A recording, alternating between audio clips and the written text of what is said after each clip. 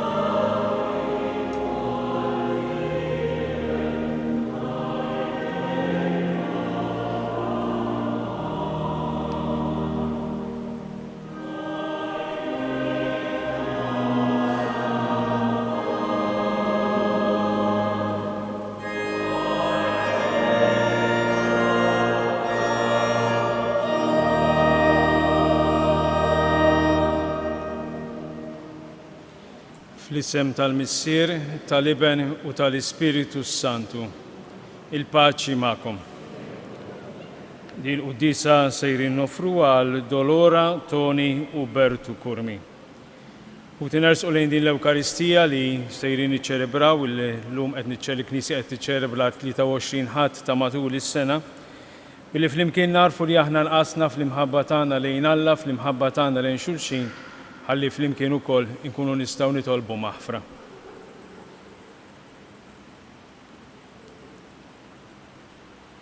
Nistqar l-Alla li jista' kollox u lilkom ħuti li jien nibt ħafna bil-ħsieb, bil-kliem, bil-għemil u billi ħallejt mirijieti. Ħtija tiegħi bl-akbar ħtija tiegħi. Għalhekk nitlob lill-Imqazza Marija Dejjem Verġni, lill-anġi u l-qaddissin kollha u lilkom ħuti biex titolbu għalija lill-Mulej Alla tagħna. Iħenna lina Alla li jista' kollox, jaħfrinna dnubietna u jwassalna għal ħajja ta' dejjem.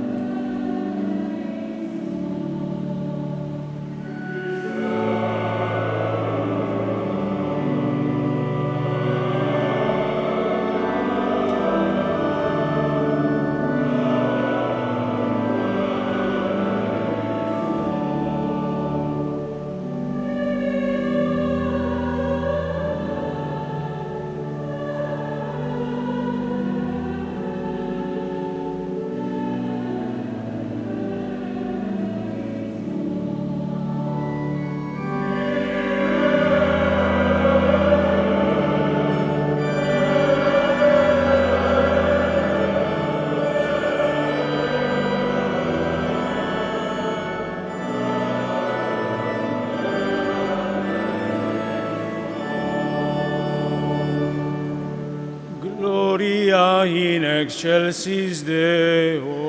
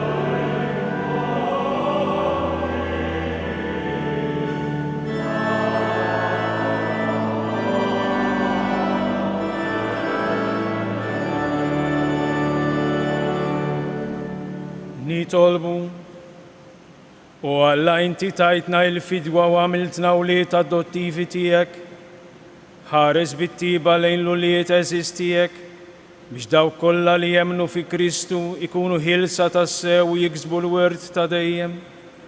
Bibnek Ġesu Kristu Sidna li hu Alla u li miegħek jgħix u jsaltan flimkien mal-Ispiritu Santu għal dejjem ta' dejjem.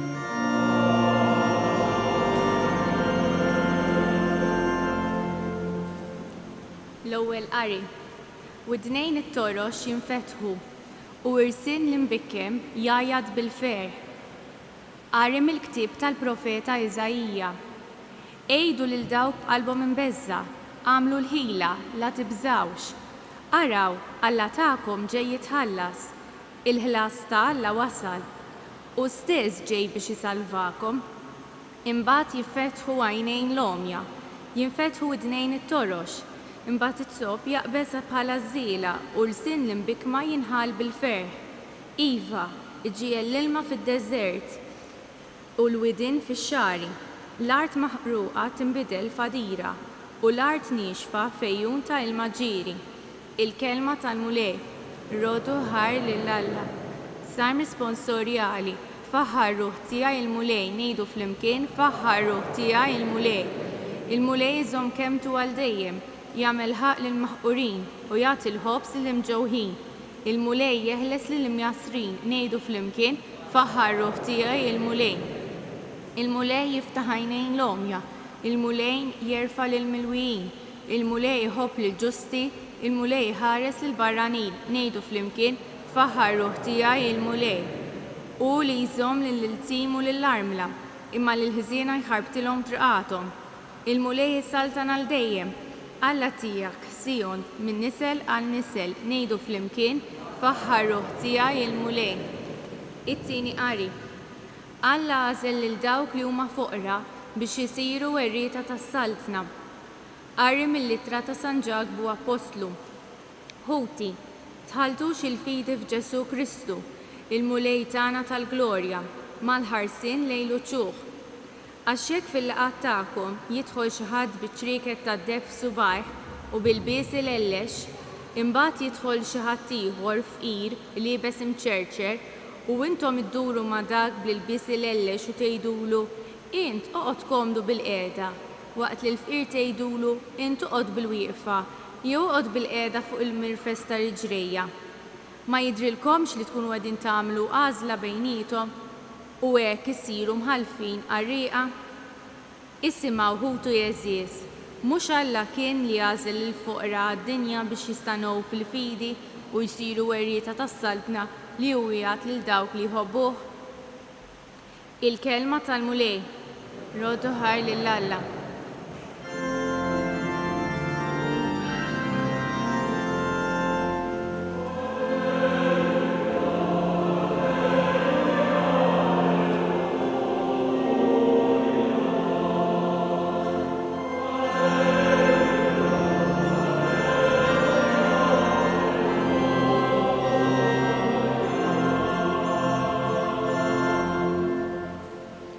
Ġesu dar il-Galilija kollha jgħallem fis-sinagogi tagħhom, ixandar l-Evanġelu tas-saltna u jfejjaq kull xorta ta' mart u djufija fost il-poplu.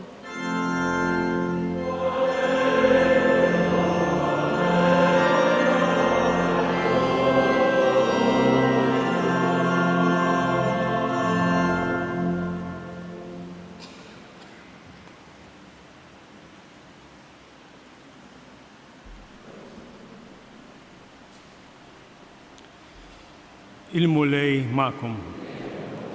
Qari mill-Evanġelju skont San Mark.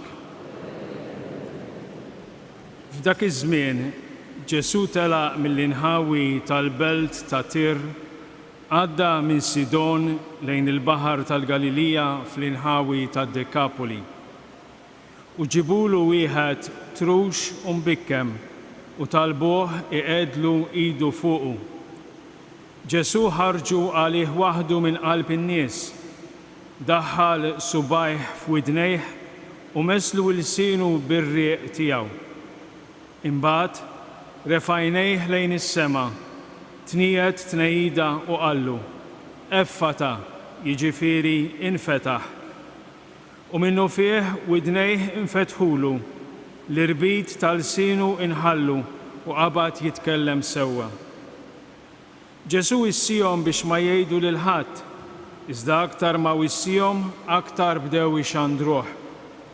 U mimlijin bil-għaġeb bdew jgħidu, kollox għamel tajjeb, jagħti smih lit-torox u l-kliem lill-imbikmin.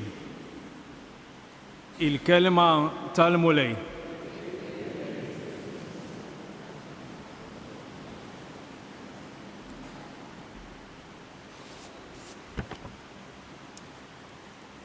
Kollox għamel tajjeb.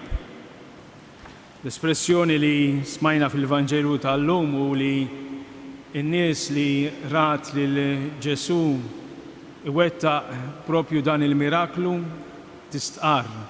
Kollox għamel tajjeb. U anke din l-espressjoni toħodna anke fil-ħsieb tagħna lejn l-ewwel ktieb tal-iskrittura tal-Bibja, il-ktieb tal-Ġenesi, il-ħolqien.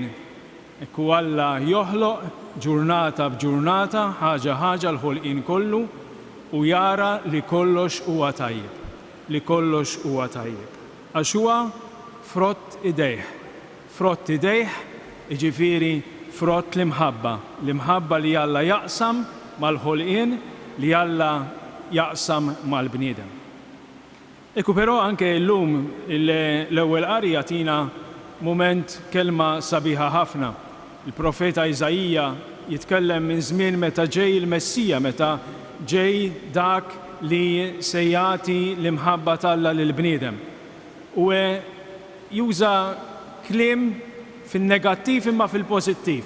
Fin-negattiv imma fil-pożittiv. Araw, Alla tagħkom ġej biex jitħallas. Ġarment meta nużaw din il-kelma, senħalsek b'mod negattiv nużawha. Inti għamilt li xi ħaġa ħażina, weġġajtni, mela jiena senħalsek lura bl-istess weġġa li inti weġġajt lili jew iżjed. Imma il-profeta juża l-kelma hawnhekk b'sens pożittiv ħafna. Alla tagħkom ġej biex jitħallas. Il-ħlas ta' Alla wasal. X'inhu dan il-ħlas ta' Alla?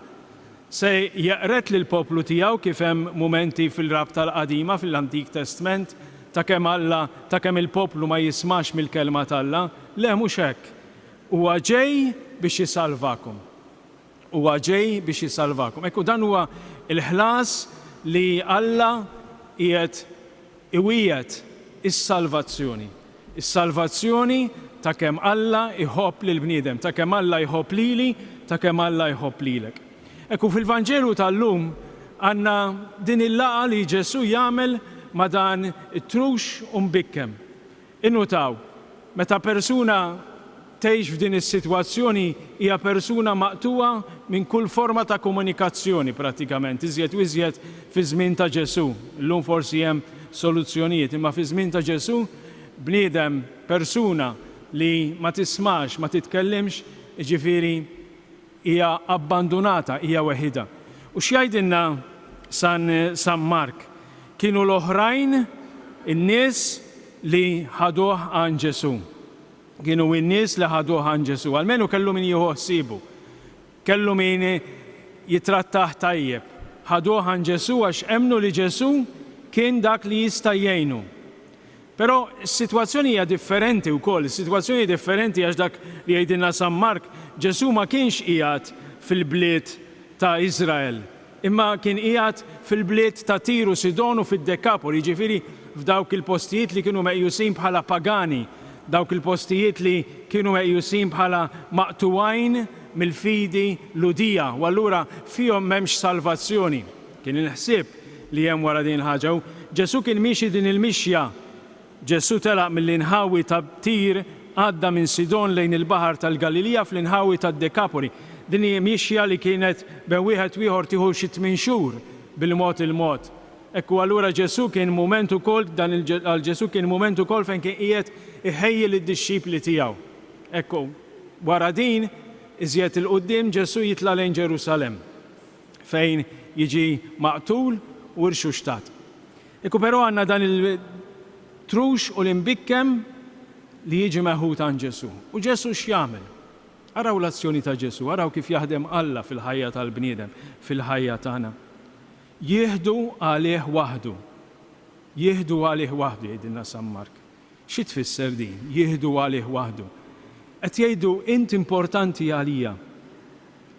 Int m'intix bniedem ta' ġema, imma int importanti għalija. Jieħdu għalih waħdu. Ipoġġi subajh ġew idnejh u jmisslu l-sienu bir-riq tiegħu, bil-bżieq tiegħu. Ekku, Alla li jmiss lil dan il-bniedem li għaddej minn din il-forma ta' tbatija. U jfejqu.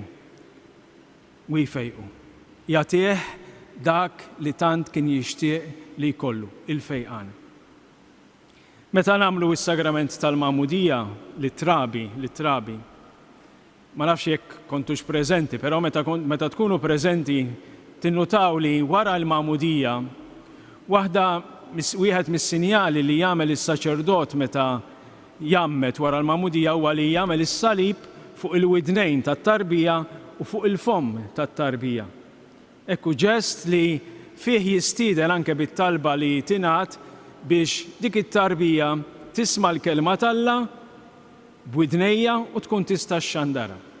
U ekku dan li nistgħu nieħdu llum minn din il-kelma.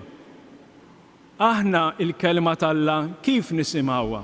Għandna widnejna kif qed tisimgħu li nitkellem.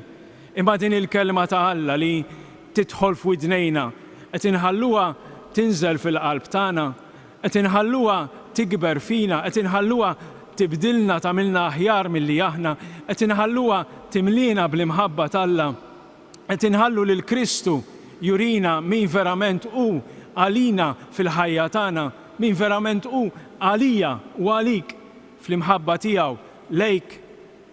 Ekku għax jekk inħallu l-kelma t'Alla tidħol verament fil-qalb tagħna u kelma t'Alla hija kelma għalkemm hija mimlija mħabba però anke ħafna drabi tisfidana, tiċċalenġjana biex ninbidlu għall-aħjar, biex inħarsu iktar lejn l-imħabba tagħna lejn Alla, lejn l-imħabba tagħna lejn l-oħrajn, fil-maħfra tagħna lejn l-oħrajn, fil-mod kif inġibu ruħna lejn l-oħrajn, fil-mod kif nilqgħu lill-oħrajn. Allura ikun ifisser ukoll li dik l-istess kelma li aħna smajna u ħallinija tinżel fil-qalb tagħna, allura inxandruha mhux biss bi kliemna imma bl-emil tagħna, bl-atteġġjament tagħna, kif jiena qiegħed ngħix, kif jiena qiegħed inġib ruħi, kif jiena qiegħed nuri li jiena nemmen mhux f'kelma fittizja, imma nemmen fi Kristu ħaj. Alla li huwa mħabba li qiegħed imissli l-ħajja tiegħi, li qiegħed imiss il-ħajja tal-familja tiegħi, li qiegħed imiss is-soċjetà tagħna. Jalla din il-kelma li qegħdin nisimgħu tkun kelma li timlina bl-imħabba t'Alla ħalli nkunu nistgħu ngħixu aħjar.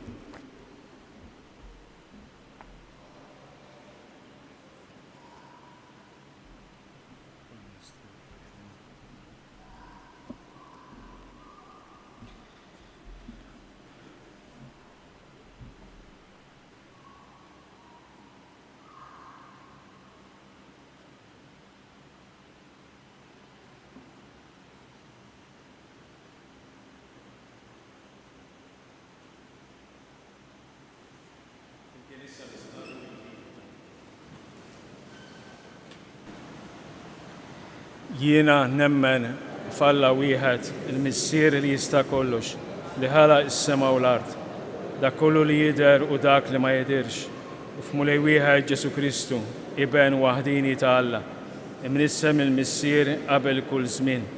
Alla min Alla, dawl min dawl, Alla veru min Alla veru. Imnissel mhux magħmul natura waħda mal-Missier u bih sar kollox. Niżel mismewiet għalina l-bnedmin u għall-fidwa tagħna. U ġisem is-seta tal-Ispiritu Santu minn Marija Verġni u sar bniedem. Salbu ħalina bata taħt Ponzu Pilatu, miet u difnuh.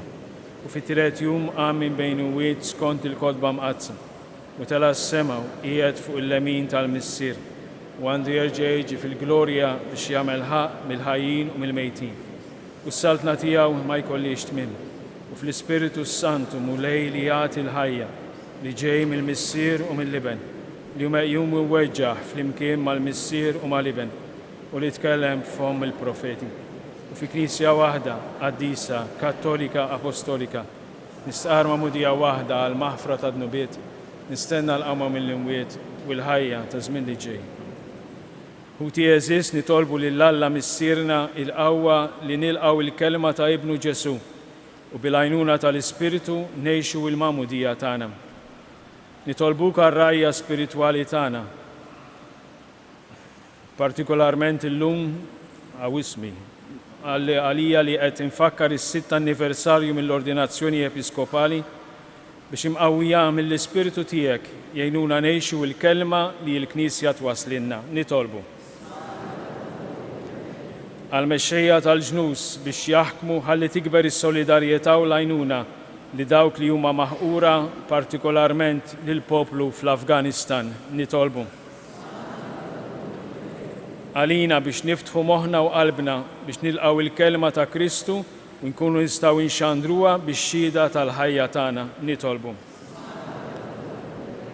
minn dan is-santwarju tal-Madonna ta' Pinu birek bil-paċi tiegħek lill-familji tagħna u għati kull għajnuna meħtieġa lill-morda u lil dawk li jduru bihom. Nitolbu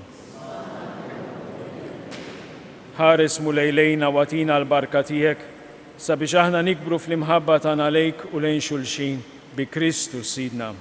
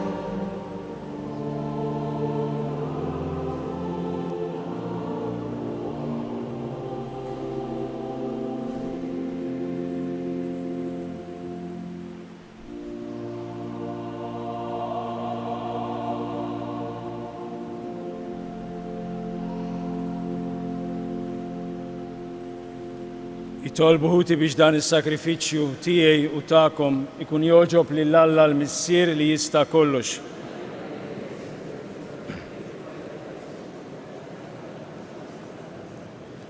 U Alla minnek ġej islim tagħna u r-rabta ta' qalbna miegħek. Għamel li b'din l-offerta nagħtu ġieħ kif jixraq lill-kobor tiegħek u li nħossu ruħna maqudin ħaġa waħda bit-tisħib tagħna f'dan il-misteru qaddis bi Kristu Sidna. Il-mulej ma'kom. Nerfaw lubna il-fuq. Niżu ħajr lil-mulej Alla tagħna. Sewwa u xieraq tas-sew mulej missier qaddis Alla ta' dejjem li tista' kollox, tajjeb u taġi tas-salvazzjoni tagħna li dejjem u kullimkien irroddulek ħajr. Għax int fil-ħnina tiegħek hekk ħabbejt id-dinja li battinna lill-ibnek il-waħdini biex jifdina u ridtu jsir bniedem bħalna f'kollox minn barra dnub biex hekk tħobb fina dak li jint missier ħabbejt fih. Bl-ubidjenza tiegħu aħna ksibna mill-ġdid id-doni li konna tlifna bid-diżubidjenza tagħna. Għalhekk mulej aħna wkoll flimkien mal-anġli u mal-qaddisin kollha tiegħek infaħruk waqt li b'ferħ intennulek.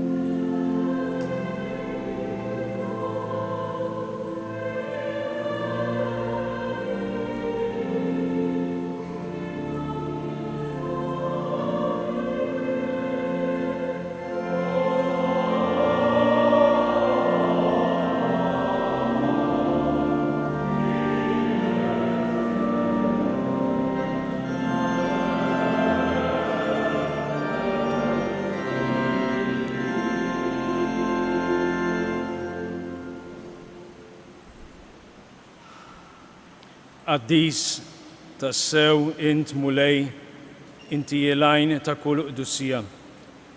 Qaddes għalhekk nitolbuk dawn l-offerti bil-barka tal-Ispiritu tiegħek biex isiru għalina il-ġisem u d-demm ta' Sidna Ġesu Kristu. Li meta kien se jingħata biex minn rajh ħibati ħaj il-ħobs, rat il-ħajr, qasam tal id-dixxipli tiegħu u qal: Ħudu u kulu il-koll minn dan, għax dan huwa ġismi li jingħata għalikom.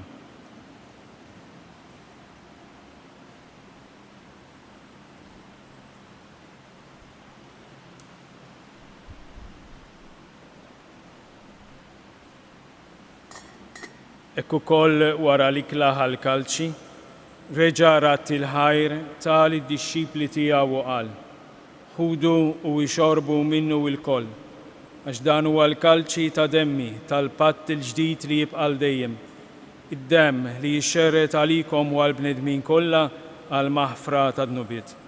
Għamlu dan b'tifkira tiegħi.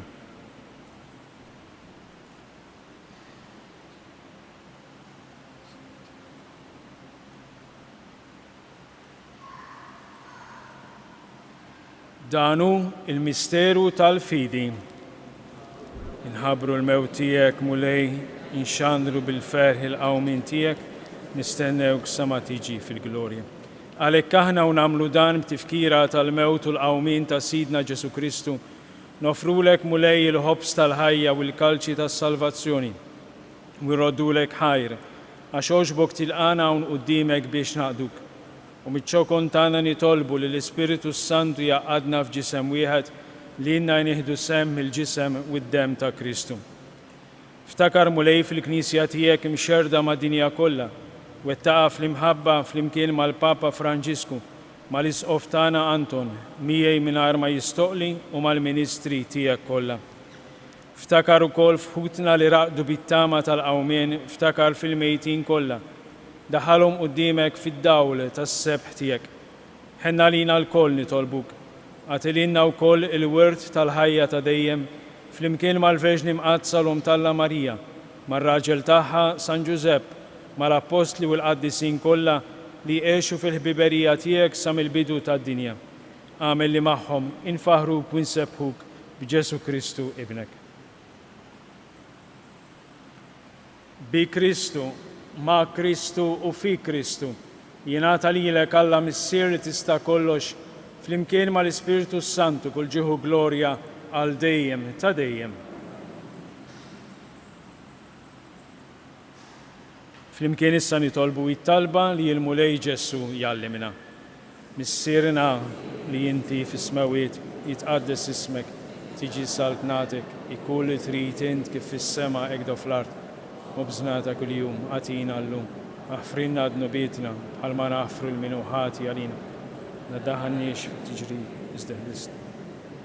Eħlisna nitolbuk mulej minn kull deni. Għatina fit-tibu l-ħnina tiegħek il-paċi fi żmienna biex inkunu ħilsa dejjem midnub u mħarsa minn kull inkwiet. Aħna nistennew nittamaw ilena u l-miġja tas-Salvatur tagħna Ġesu Kristu. Mulej Ġesu Kristu li jgħid lill-apostli tiegħek inħallilkom is-sliem nagħtikom is-sliem tiegħi. La tħaresx lejn dnubietna, iżda ħares lejn il-fidi tal-Knisja tiegħek. Għatija slim u laqda li inti trid fija, int li tgħix wis-saltan għal dejjem ta' dejjem. Il-paċi tal-mulej tkun dejjem magħkom. Għatu l-paċi lil xulxin.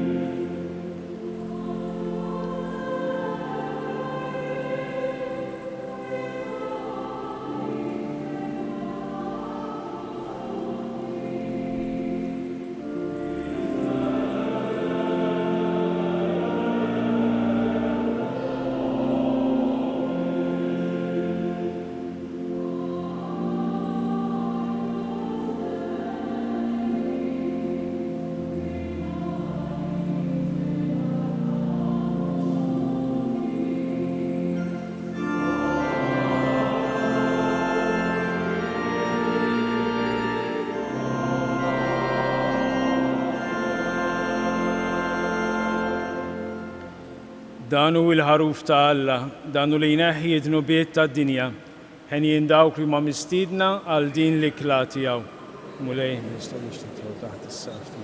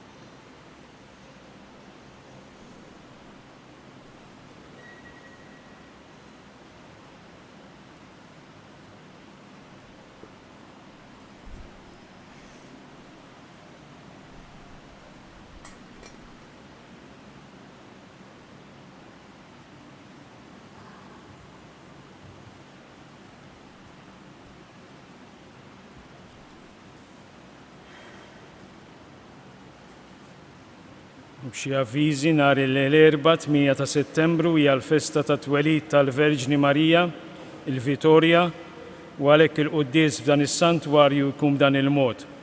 Filgħodu 8:30 u 11:15, filgħaxija fis-6:30. Inħeġġu lil min huwa b'saħħtu biex il-3 7 ta' Settembru ikun jista' jmur jagħti d-demm li huwa tant bżonjus mis-sija sal-5 ta' wara nofsinhar fil-Berġa tax-Xewkija. Tinsewx tieħdu magħkom il-karta tal-identità. Nitolbu.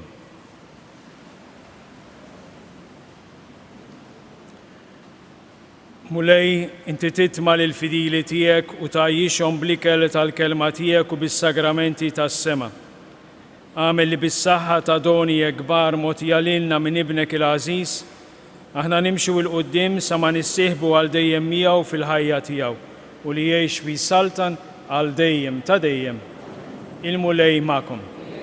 Iberikkom Alla li jista' kollox, il-Missier, l-Iben u l-Ispiritu Santu. Morru fil-paċi ta' Kristu.